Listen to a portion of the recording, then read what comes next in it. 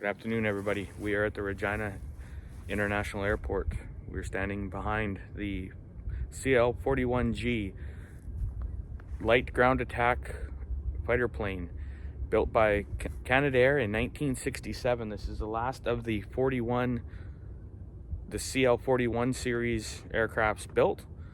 20 of these were built for the Malaysian military. They were shipped over there. There's a few things that are different. Again, I said in my last video, 4 hard points.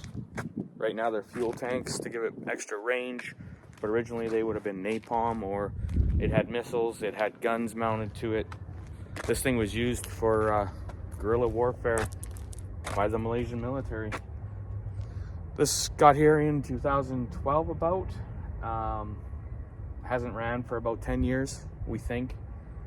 It was hangared up till a couple of years ago, but now it's unfortunately outside. Again, our plan is to purchase this jet and move it to the Municipal Airport. We'll have a crew of guys that are well versed in working on this jet, on these jets, on the Tudors, and we'll restore it to flight worthiness and fly it. We'll make sure everybody comes along for the journey. Said it is painted in Canadian Air Force markings. I'm not sure why that was done, but this one and the other one that we're flying in the US, or one of the other, there was 4 of them that made it to the US, but 2 of them were painted as Canadian planes, which again they are not. They never served in Canada, but the other one was painted as Golden Centenaires. It again is in Portage la Prairie, Manitoba, on display at an airport. This plane's got a smoke machine added to it. They were using it at air shows, so you could do the big long smoke like the snowbirds do. Again, 4 fuel tanks that kind of look like bombs. That was kind of the idea. These, I believe, were originally napalm tanks. Plane's in relatively good condition. It's possibly going to need some tires, at least the front tire for sure.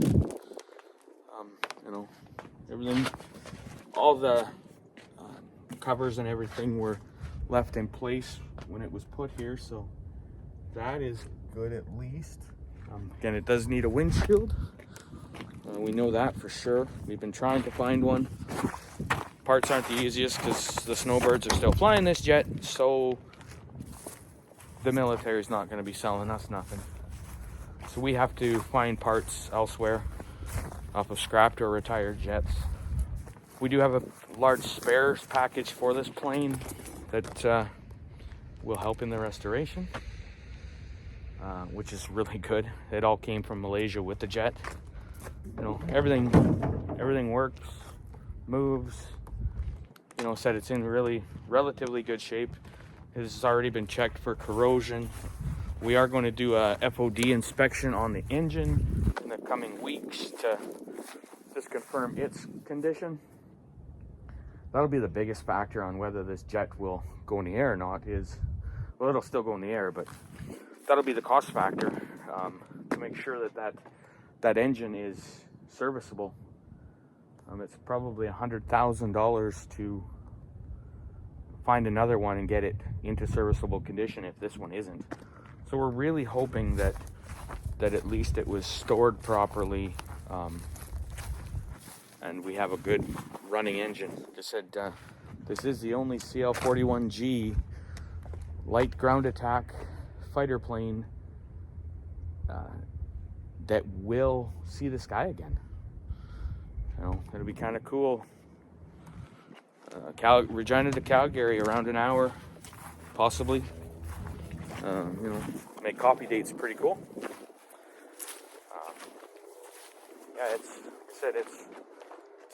It's not one of a kind. Snowbirds are still flying them. They look alike. Said larger landing gear, larger, the fuel tanks, the larger engine. But it's, a few things that are original to it that the snowbirds don't have is the The light on the front, the snowbirds have a different front light on the nose.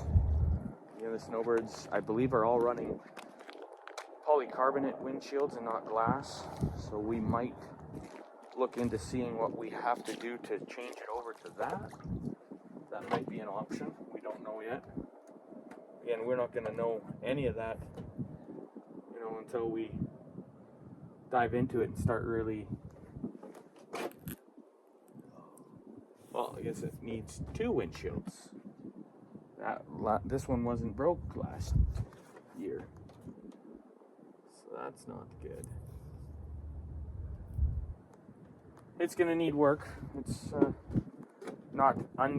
it's manageable. It's not impossible, but it is gonna be a lot of TLC and a lot of figuring out what's wrong.